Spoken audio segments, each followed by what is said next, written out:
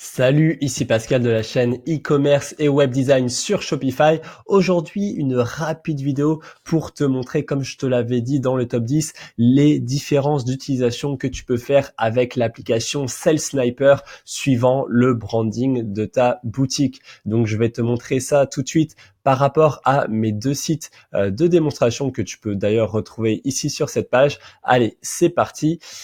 Donc ici sur Touchapinou, tu as accès à une utilisation de Sales Sniper qui donc se trouve après le bouton ajouter au panier et avant la description du produit sur laquelle j'ai ajouté des tableurs, du texte et des images. Donc là, le Sales Sniper prend en compte toute cette partie ici. Donc tu vois même que j'ai fait le choix d'utiliser des icônes en format SVG, ce qui permet donc d'avoir un contrôle sur la couleur. Je peux tout à fait choisir ça. Ça pèse par ailleurs toujours un petit peu moins lourd qu'une image ajoutée au panier. Donc c'est vrai que c'est une utilisation que j'aime plutôt bien. Et là, donc, on est dans le cadre d'une utilisation monoproduit, donc avec des offres assez intrusives, agressives, pour forcer le client à passer à l'action.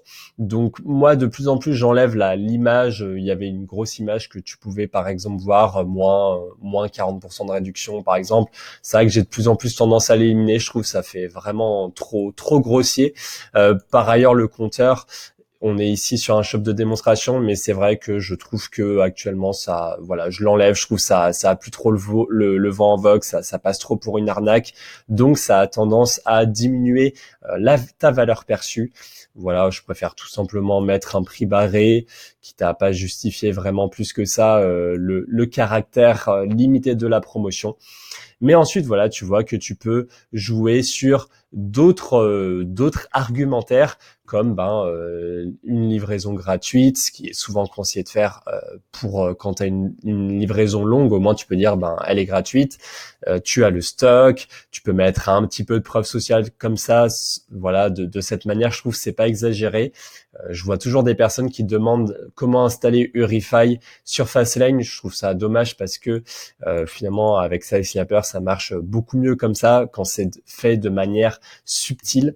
Et voilà, tu peux également ajouter l'histoire de la TVA, même si c'est pas forcément utile. Encore une fois, en France on est habitué à payer les prix en TTC et là tu peux préciser l'exclusivité du produit par rapport à d'autres concurrents. Voilà, donc en tout cas, c'est vrai que Sales Snapper, moi j'aime beaucoup l'utiliser, même si des fois c'est toujours possible de développer ça avec du JavaScript, etc. Je trouve voilà en quelques clics finalement t'as tout ce que tu veux. Ça permet surtout d'avoir une vue d'ensemble sur la personnalisation des produits. Donc là, par exemple, tu vois qu'il y a des lignes que j'ai supprimées depuis le temps, comme ce fameux la fameuse image que je te montrais ici que j'ai retirée. Ce qui est bien, c'est que voilà, je peux tout simplement décocher en quelques clics ici et je garde la ligne en sauvegarde entre guillemets. Ça m'évite de la transférer sur des fichiers Word ou Notepad pour vraiment sauvegarder le réglage. Comme ça, si un jour je change de stratégie, je peux en un seul clic réactiver tout ça. Donc, chose que tu ne pourrais pas faire sur d'autres choses. Et par ailleurs, tu as évidemment une personnalisation en fonction des produits. Donc là, certes, sur un monoproduit, c'est un petit peu limité, c'est soit tout ou rien, mais sur d'autres boutiques où j'ai plusieurs collections, je peux vraiment jouer sur ça et avoir la vue d'ensemble en quelques lignes. Mais voilà, le sujet de cette vidéo, c'est vraiment de te montrer comment j'utilise Sales Sniper plutôt maintenant. Parce que là, voilà, ça c'est clairement comment j'utilisais à mes débuts en e-commerce. C'est quelque chose, voilà, c'est une utilisation, je te conseille maintenant, comme je te l'ai dit, d'enlever la grosse image, le countdown. Cette ligne n'est pas spécialement pertinente. Après, voilà, des fois, j'utilise une ou deux lignes comme ça, mais j'en fais pas spécialement des caisses. Par contre, c'est vrai que sur des shops de plus en plus liés au branding, j'ai tendance à tout simplement faire quelque chose comme ceci.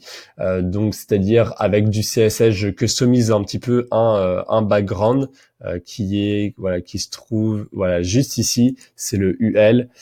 Donc après, tu peux gérer un background en écrivant background color background-color et là tu joues sur un léger gris. Alors là dans le shop de Cinivali je l'ai joué un peu subtil, c'est-à-dire là si comme tu le sais, les 2 premiers chiffres, c'est la couleur du rouge, les 2 suivants, c'est la couleur verte et les 3 derniers, c'est la couleur du bleu.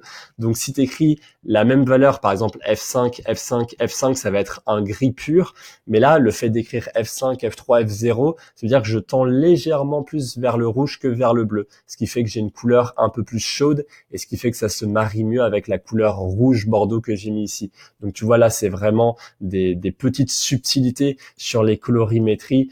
Tu apprends un petit peu plus ça à terme, mais voilà, là ça permet de faire un léger cadre qui est pas spécialement visible, mais dans l'inconscient de la personne, elle le voit, ça lui permet d'avoir plus de clarté.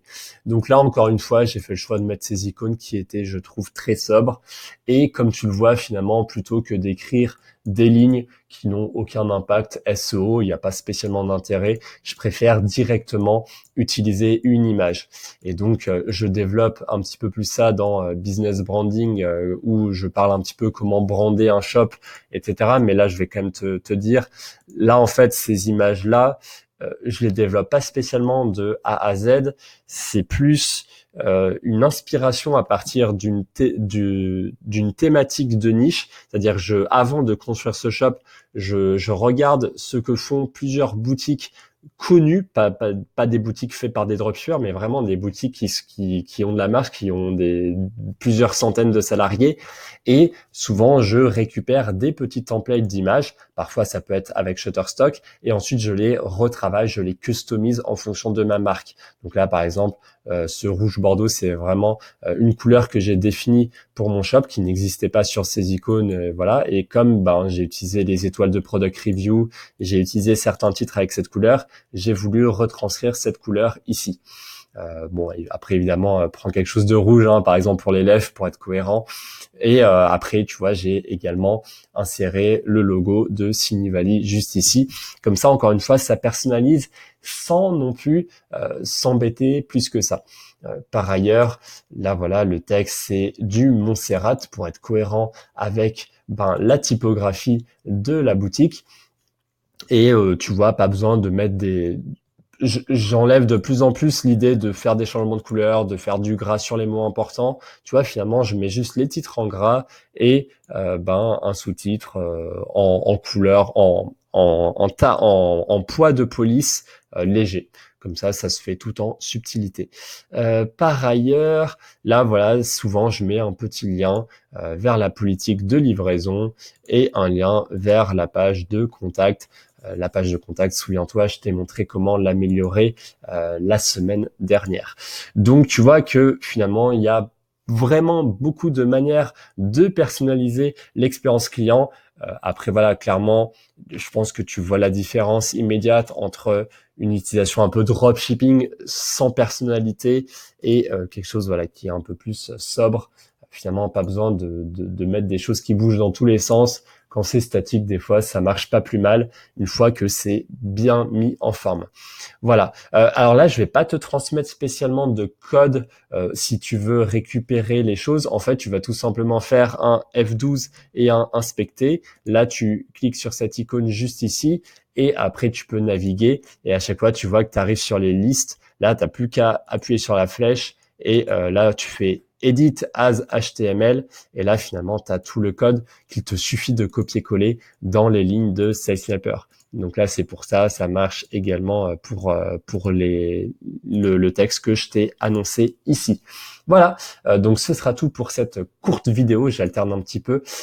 Si tu souhaites aller un petit peu plus loin sur les conseils de branding, j'ai développé une séquence de newsletter vraiment spécifique au branding sur laquelle tu peux t'inscrire en allant sur la page d'accueil de mon site www.pascaldegu.com et là tu peux cliquer juste ici et donc ça t'enverra une séquence newsletter de 30 jours sur laquelle je vais te parler de comment améliorer l'expérience client, comment proposer un univers autour de ta boutique e-commerce et donc tu pourras tout simplement adapter les conseils en fonction de ce que tu souhaites. Par ailleurs, une fois que tu t'inscris, tu recevras donc l'accès au programme Business Branding. À toi de voir si ça t'intéresse, si c'est fait pour toi. Tu peux bien évidemment réagir aux différents mails que je t'envoie et adapter un petit peu ton cas et voir si finalement ce programme est fait pour toi ou pas.